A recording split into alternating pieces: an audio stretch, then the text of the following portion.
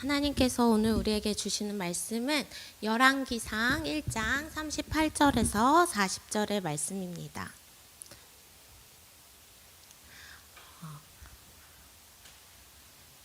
저희가 세 절의 말씀이니까 천천히 함께 다 같이 봉독하도록 하겠습니다.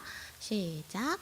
사독 제사장과 나단 예언자와 여호야다의 아들 브나야와 그렛 사람과 블렛 사람이 내려가서 솔로몬을 다윗 왕의 노새에 태워서 기혼으로 데리고 갔다. 사독 제사장이 장막에서 기름을 넣은 뿔을 가지고 와서 솔로몬에게 기름을 부었다. 그리고 뿔나팔을 부니 모든 백성이 솔로몬 왕 만세 하고 외쳤다. 모든 백성이 그의 뒤를 따라 올라와 피리를 불면서 열광적으로 기뻐하였는데 그 기뻐하는 소리 때문에 세상이 떠나갈 듯하였다. 아멘. 여러분, 오늘부터 저희가 이제 복음서를 지나서 역사서 속으로 다시 들어갑니다. 오늘 이번 주에 묵상할 열왕기상은 첫 1장의 시작에 새로운 국면을 맞이합니다. 이스라엘 역사가 사무엘 상하를 지나 열왕기상에 임하면서 새로운 국면을 맞이하게 되는데요. 열왕기상 1장 1절은 이렇게 시작합니다. 다윗 왕이 나이 많아 늙으니 이불을 덮어도 따뜻하지 않았다. 우리가 잘 알고 있는 다윗 왕의 육신이 쇠퇴하고 있는 것을 말씀을 통해서 보고 있습니다. 다윗 왕이 늙어서 죽어가고 있다는 것은 사실 이스라엘의 국가적 위기가 직면했다라는 것입니다. 왕이 죽는다는 것은 그 뒤를 이어 새로운 왕이 뽑혀야 한다라는 것이죠. 그래서 열왕기상 1장의 상반부를 보면 이스라엘의 신하들이 이 이스라엘의 국가적 위기를 좀 극복하기 위해서 다윗 왕에게 젊은 처녀 한 명을 주고 기운을 좀 회복하도록 합시다라는 해결책을 내놓는 것을 볼 수 있습니다. 그러나 젊은 여인으로 하여금 다윗 왕의 기력을 회복하려는 그런 민간 요법도 큰 효과가 없을 만큼 다윗 왕이 나이가 많아 기력이 없어 보이는 것으로 추정됩니다. 이런 국가적 위기 속에서 한 인물이 등장합니다. 그는 바로 누구냐면 다윗과 핫깃 사이에서 태어난 아들 아도니아입니다. 아도니아라는 이제 왕자가 발빠르게 자신의 처세를 대처하는 것을 볼 수 있습니다. 열왕기상 1장 5절의 말씀입니다. 그때의 다윗과 핫깃 사이에 태어난 아들 아도니아는 자기가 왕이 될 것이라고 하면서 후계자처럼 행세하고 다녔다라고 표준 세번역에 우리가 읽고 있는 표준 세번역에는 이렇게 기록하고 있습니다. 그러나 개역개정 성경에는 뭐라고 얘기하고 있냐면 스스로를 높여서 이르기를 내가 왕이 되리라라고 이제 기록되어져 있습니다. 동일한 말씀이 스스로를 높여서 이르기를 내가 왕이 될 것이다. 다윗의 아들 아도니아가 이 틈을 노려서 왕위를 찬탈하려는 모습이 보이지요. 아도니아가 내가 왕이 될 것이라고 말하면서 후계자 행세를 하였는데 모든 이 왕위 찬탈에는 명분이 있어야 합니다. 그냥 왕위를 가지겠다라고 할 수 없습니다. 그 명분이 열왕기상 1장 6절에 뒤이어 나옵니다. 아도니아가 그렇게 할 수 있었던 명분은 압살롬 다음으로 태어난 아들로서 용모가 뛰어났다라고 바로 뒤이어서 기록하고 있습니다. 압살롬 다음으로 태어난 아들, 곧 왕이 될 명분, 내가 왕이 될 수 있다라고 아도니아가 말한 명분은 장자권이었습니다. 여기서 우리가 잠시 다윗의 계보를 좀 보도록 하겠습니다. 다윗에게는 아들이 많았겠죠. 첫 번째 아들 암몬이 있었습니다. 이 암몬은 일찍 죽임을 당했습니다. 암몬이 누이 다말을 겁탈하고 그걸 안 압살롬에게 의해서 이제 화가 난 압살롬이 첫째 아들 암몬을 죽였습니다. 그리고 둘째 아들도 있었습니다. 길르압이라는 둘째 아들이 있었는데 성경에는 길르압이 좀 잘 기록되어져 있지 않습니다. 그래서 어떤 학자들은 아마 일찍 죽은 게 아닌가라고 추정하기도 합니다. 셋째 아들은 우리가 잘 알고 있는 압살롬입니다. 압살롬은 반역을 꾀하다가 죽임을 당한 것이 사무엘하 18장에 기록되어져 있습니다. 결국 첫째, 둘째, 셋째 다 죽었어요. 없어요. 그 다음 왕이 될 사람이 누구인가? 왕위를 이을 자가 한 명도 남아있지 않은 상황에서 넷째 아들 아도니아는 이제 형들이 죽었기 때문에 왕이 계승 서열로 봤을 때 내가 왕이 될 차례구나 라고 생각하지는 않았을까. 어찌 보면 아도니아가 내가 후계자다 라고 스스로를 높여서 왕이 될 것이다 라고 말한 것이 이상한 일도 아니었습니다. 왜냐하면 열왕기상 1장에 아도니아에 대해서 추정할 수 있는 것들이 기록되어져 있는데요. 첫 번째, 아까 말한 것처럼 아도니아는 왕위 계승 서열 1위였습니다. 그렇죠? 그 다음에 용모도 준수했대요. 이 정도 인간적인 매력이 넘쳤겠죠? 그 다음에 또 5절에 보면 자신이 타고 다니는 병거를 마련하고 기병과 호위병 10명을 데리고 다녔다. 스스로 군대를 모을 만큼 힘과 재산이 있는 사람이었습니다. 또 더 나아가서는 아도니아가 수르야의 아들 요압과 아비아달 제사장을 포섭하니 그들이 아도니아를 지지하였다. 후계자로서 아도니아를 군대장관 요압과 제사장 아비아달이 지지하는 모습도 7절에 기록되어져 있습니다. 정치력도 갖춘 사람이었습니다. 이 정도의 조건을 갖춘 사람이면 스스로 내가 이스라엘의 다윗을 이어 왕이 될 사람은 내가 맞다라고 생각할 만큼 이유가 충분했습니다.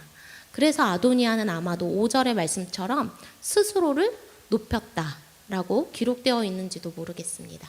이 스스로를 높였다라고 기록한 그 개역 개정의 원어 히브리어 원어를 보니까 미트나세라고 기록되어져 있더라고요. 근데 제가 히브리어를 잘 알지 않지만 그 미트나세라는 원어를 이렇게 해석을 했습니다. 분수에 맞지 않는 교만한 행동, 하나님이 함께하지 않은 독자적인 행동, 스스로 당당하게 나를 들어 올렸다라는 뜻이지요. 그렇죠?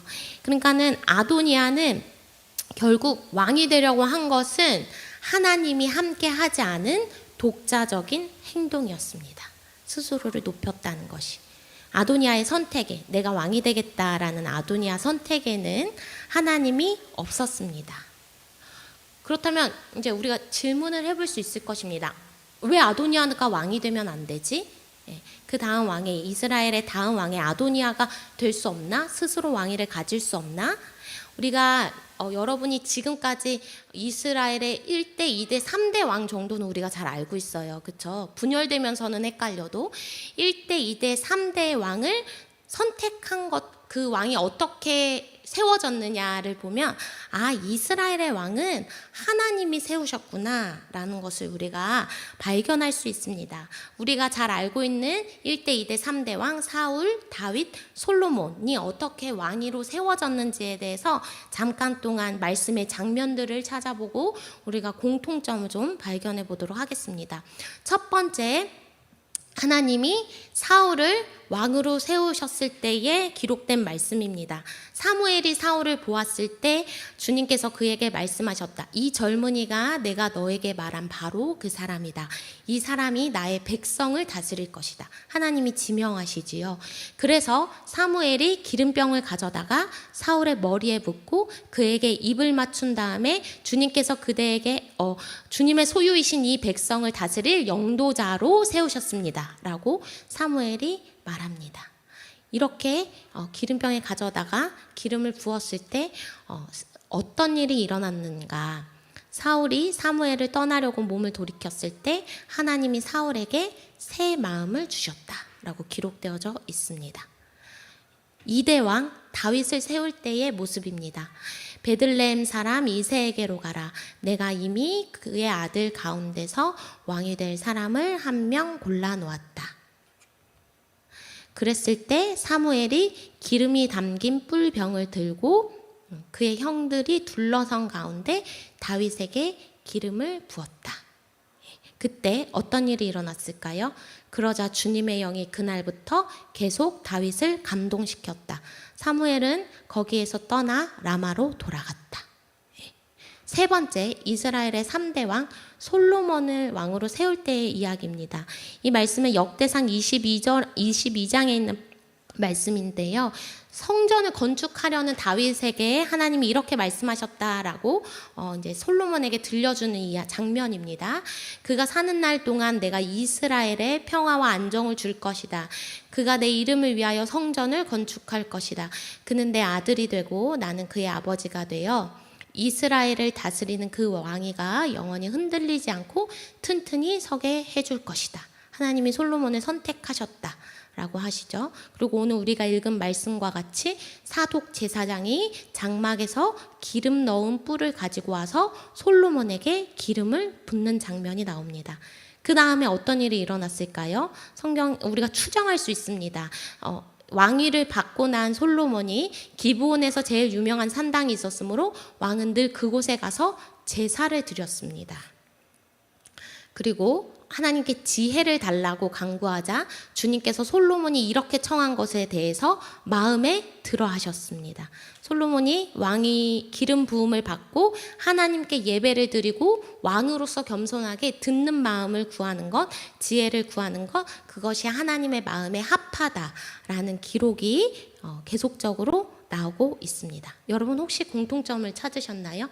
1대, 2대, 3대 왕의 공통점이 무엇입니까?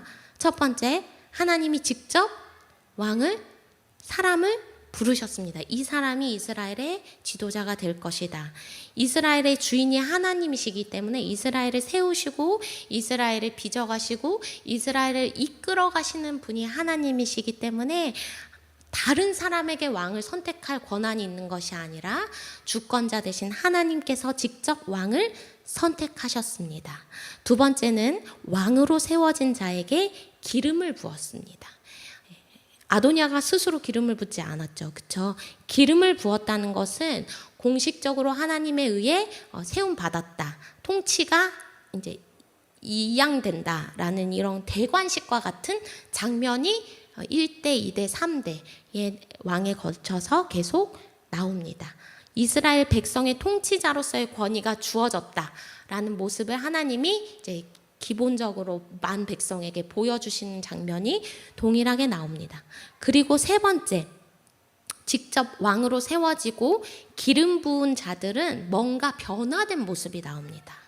하나님과 같이 살아가고 싶어하는 그런 모습이 나옵니다. 사울에게는 새 마음을 주셨다라고 했고 다윗에게는 하나님의 감동이 있었다라고 했고 솔로몬은 하나님께 예배를 드리며 하나님께 왕으로서의 지혜, 내가 이양받았으니 진짜 주인님의 뜻을 듣게 하는 힘을 내게 주십시오라고 말하는 장면이 나옵니다. 다윗의 아들 중에서 아도니아 말고 여러분 우리가 잘 알고 있는 압살롬도 스스로 왕이 되고자 반란을 꾀었던 사람 중에 한 명입니다. 압살롬, 셋째 아들 압살롬, 넷째 아들 아도니아가 사실은 이스라엘의 3대 왕이 되고 싶어서 반역을 꾀했었습니다. 압살롬에 대한 기록들을 성경에서 찾아보면요, 압살롬도 이제 성경의 사무엘하 14장에 이렇게 기록되어져 있습니다. 머리에서 발끝까지 흠 잡을 데 없는 미남이다. 준수했어요. 아도니아와 같이. 그 다음에 사무엘하 15장에 자기가 탈 수레와 말 여러匹을 마련하고 호위병도 10명이나 거느렸다라고 할 만큼 군사력을 또 가지고 있었습니다. 압살롬도 왕에게 판결을 받으려고 나오는 모든 이스라엘 사람들에게 이렇게 지혜롭게 말하여서 성경 사무엘하 15장 6절에는 압살롬이 이스라엘 사람의 마음을 사로잡았다라고 할 만큼 굉장히 민심을 사로잡는 이스라엘 백성에게 사랑받는 그런 정치력도 있었습니다. 압살롬도 아도니아도 왕이 될 자격, 역량, 우리가 흔히 얘기하는 왕으로서의 역량이 충분한 사람이었습니다. 그런데 왜 하나님은 압살롬도 아도니아도 이렇게 역량이 충분한데 이 사람들을 이스라엘 왕으로 선택하지 않으셨을까? 아니면 여러분이 앞에 사울과 다윗과 솔로몬이 하나님 앞에 선택받은 장면들을 생각하면 하나님은 어떤 사람을 선택하시는가 우리가 추정할 수 있습니다. 예. 솔로몬을 비롯하여 다윗, 사울은 스스로 내가 왕이 될 상이다 라고 하나님 앞에 나오지 않았습니다. 압살롬과 아도니아는 사실 스스로를 높일 수 있는 역량이 많았기 때문에 스스로를 높일 수 있는 역량이 있었습니다. 그래서 그들의 마음에는 하나님이 있을 공간이 없었습니다. 그러나 사울과 다윗과 솔로몬은 어땠습니까? 그저 하나님이 부르시면 순종하는 그런 마음이 있었고, 그렇게 부르심에 응답한 사람에게 하나님께서 새 마음을 주셨습니다. 물론 우리가 사울의 인생, 다윗의 인생, 솔로몬의 인생을 알면 그들이 하나님과 동행하려고 노력하면서도 어떤 순간에는 동행하지 못하고 실수했던 장면들이 있다는 것을 우리가 알고 있습니다. 그런데 그 인생의 후반부 말고 이렇게 부름받은 장면을 보면 하나님 앞에 부름받은 사람은 이스라엘의 주인 되신 하나님 앞에 부름받은 사울과 다윗과 솔로몬이 어떻게 하나님 앞에 응답하였는가를 우리가 충분히 볼 수 있습니다. 하나님이 이렇게 왕을 직접 세우신 이유는 무엇일까요? 신학자에 따라 여러 이유가 있겠지만 저는 이렇게 생각했습니다. 바로 하나님께서 이스라엘의 주인이셨기 때문에 이스라엘의 왕을 세울 권한은 하나님께 있다. 우리는 보통 이것을 뭐라고 얘기하냐면 이스라엘을 직접 다스리고 통치하는 분이 하나님, 곧 하나님이 이스라엘 역사의 주관자이시다 라고 말합니다. 몇천 년 전에 이스라엘 역사의 주관자이신 하나님께서 오늘 동일하게 우리가 발을 딛고 있는 이 역사의 주관자이십니다. 하나님께서 이 땅의 역사를 계속 다스리시고 통치하시고 지배하고 계십니다. 그런데 중요한 것이 있습니다. 이때 하나님께서 역사의 큰 흐름 속에서 누군가를 부르십니다. 이스라엘의 역사의 큰 흐름 속에서 하나님이 직접 사울과 다윗과 솔로몬을 세우셨던 것처럼 우리의 나라의 위기의 국면에서 에스더를 세우신 것처럼 하나님께서 대한민국의 이 역사의 흐름 속에서 누군가를 부르십니다. 그게 누구입니까? 그리스도인입니다. 그리스도인은 어떤 존재로 부름받았습니까? 베드로전서 2장 9절에는 이렇게 기록되어져 있습니다. 여러분은 택하심을 받은 족속이요 왕과 같은 제사장들이요 거룩한 민족이요 하나님의 소유가 된 백성입니다. 그래서 여러분을 어둠에서 불러내어 자기의 놀라운 빛 가운데로 인도하신 분의 업적을 여러분이 선포하는 것입니다. 하나님께서 이 역사의 흐름 가운데 우리를 어떤 존재로 택하심을 받은 족속, 왕과 같은 제사장, 거룩한 민족, 하나님의 소유가 된 백성으로 콕 집어 부르셨다. 그리스도인들을 이런 존재로 부르셨다라고 하십니다. 그렇다면 여러분, 기름이 우리에게 부어졌다면 우리는 어떻게 응답하여야 합니까? 하나님께서는 우리가 부름받은 존재로 살아가기를 원하십니다. 새 마음과 감동을 주셨으니 우리가 그 마음과 감동을 가지고 새롭게 살아가기를 원하십니다. 그런데 우리가 발을 딛고 있는 이곳은 어떠한가요? 하나님이 역사의 주관자이시고 하나님이 이 모든 세상의 흐름을 만들어 가신다라고 하는데 여전히 사실 진짜 하나님이 존재하는가? 에 대한 질문들이 있는 영역이 많습니다. 저는 예전에 21세기 전쟁에는 총이 사용되지 않는다 이런 얘기를 들었던 것 같아요. 초등학교 때. 전 군사도시에서 살았기 때문에 그런 얘기 많이 들었어요. 더 이상 이렇게 총으로. 그런데 여러분 어때요? 여전히 전쟁 가운데 사람들이 총을 들고 병사들이 총을 쏘면서 싸워요. 그렇죠? 여전히 어때요? 기근이 사라질 줄 알았어요. 그런데 기후 위기가 생기니까 여전히 기후 난민도 생기고 여전히 아파하는 사람들이 생겨요. 저는 개인적으로 뉴스를 보는 걸 별로 안 좋아하거든요. 왜냐하면 뉴스에 재밌는 소식이 별로 없어서. 근데 뉴스만 보더라도 어떻습니까? 대한민국에도 계속적으로 역사의 주관자 하나님이 보이지 않을 만한 문제들이 계속 나오고 있습니다. 이런 현실을 보면 저에게 두 가지 마음이 불쑥 올라옵니다. 첫 번째는 이런 현실이 바뀌기는 할까? 때로는 나 하나 그리스도인으로 산다고 해서 큰 시류가 바뀌는가 하는 약간의 무기력함과 도피하고 싶은 마음이 첫 번째 있습니다. 두 번째는 이런 현실과 상황을 만든 어떠한 카르텔이라고 해야 되나요?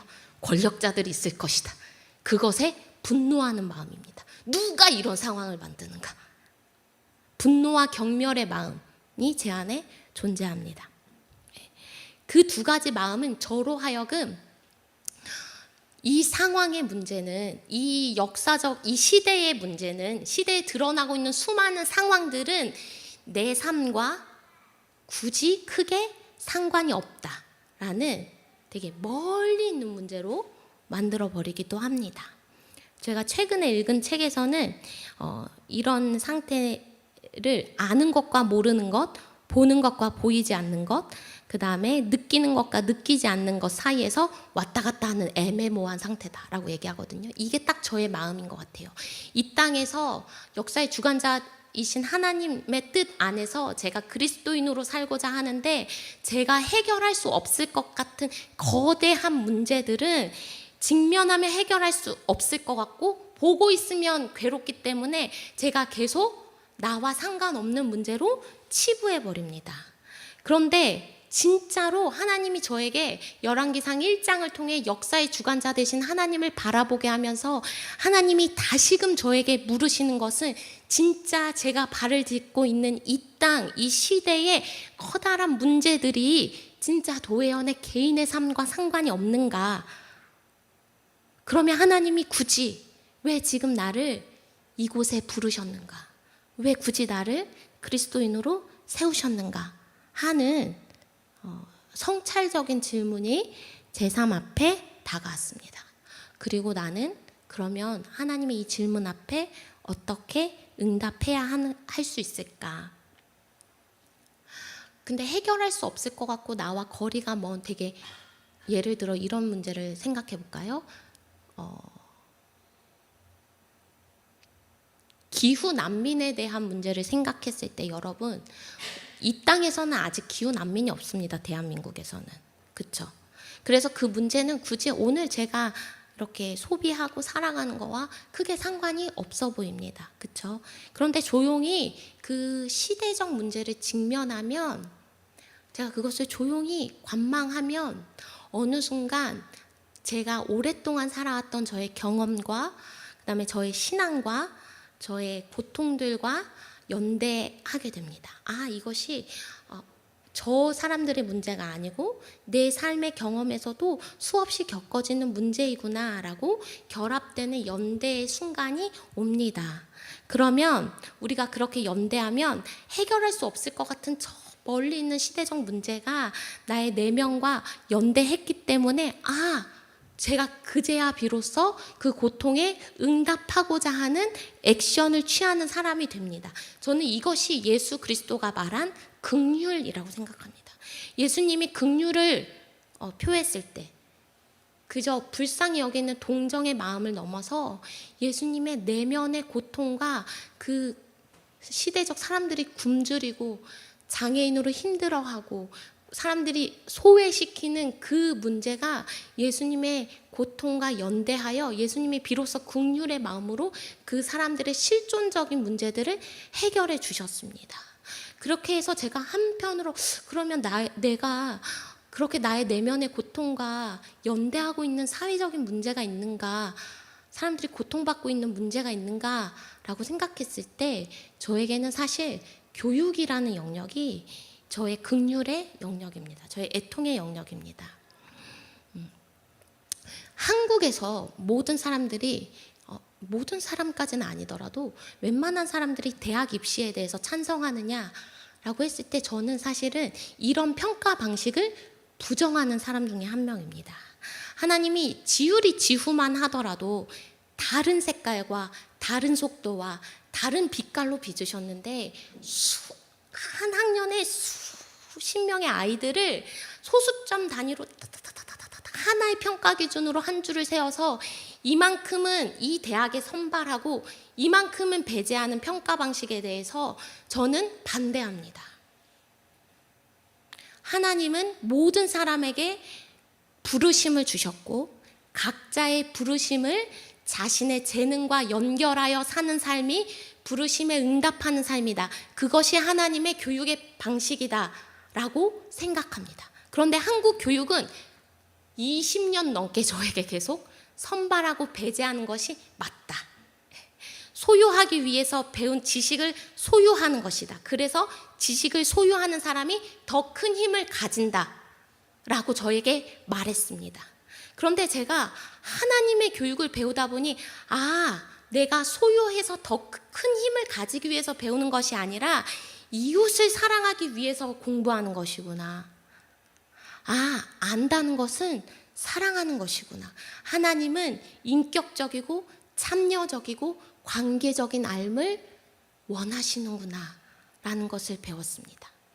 그래서 그렇게 외치려고 하니 한국의 교육이 거대한 파도처럼 제 안에 두려움을 주기도 하고 얽힌 실타래처럼 저 하나 그거 외친다고 풀릴 수 없는 문제처럼 보이기도 합니다. 그러나 여러분, 거대한 이 해결할 수 없을 것 같은 이 문제는 제 삶의 경험과 제 삶의 아픔과 제 삶의 신앙적인 고민과 연대하여 여전히 교육의 영역에서도 하나님의 나라가 필요합니다 라고 외치는 삶으로 나아가게 합니다. 여러분, 하나님께서 우리에게 역사를 선택하고 시대를 선택할 그 선택권을 주시지는 않으셨습니다. 그러나 하나님께서 역사의 흐름 속에서 나를 지나가게 하실 때에 여러분, 한 조각 역사의 조각을 붙들게 하십니다. 그것이 무엇입니까? 저에게는 교육의 영역이라면 여러분에게는 어떤 조각을 붙들게 하십니까? 누군가는 바운더리가 되게 좁을 수 있습니다. 누군가는 굉장히 먼 사회적 문제일 수도 있습니다. 그러나 여러분, 이 역사의 흐름 가운데 하나님이 여러분의 딱 애통함과 맞닿는 그 자리에서 잡게 하시는 역사의 조각을 붙들고 우리에게 새 마음과 감동을 주시는 하나님께 응답하기를 원합니다. 그 역사의 조각을 여러분이 조용히 직면하였을 때 여러분의 삶에 어떤 부분과 맞닿아 연대하고 우리로 하여금 헌신케 하도록 하나님께서 부르실 것입니다. 오늘 잠깐 여러분이 눈을 감고 찬양을 부르기 전에 하나님, 이 사회 속에서 이 세상의 흐름 속에서 나를 왕같은 제사장, 하나님의 거룩한 백성으로 불러주셨는데 나의 애통함과 맞닿는 그 자리는 무엇입니까? 잠시 하나님께 묻고 하나님의 음성을 경청하는 시간을 갖도록 하겠습니다.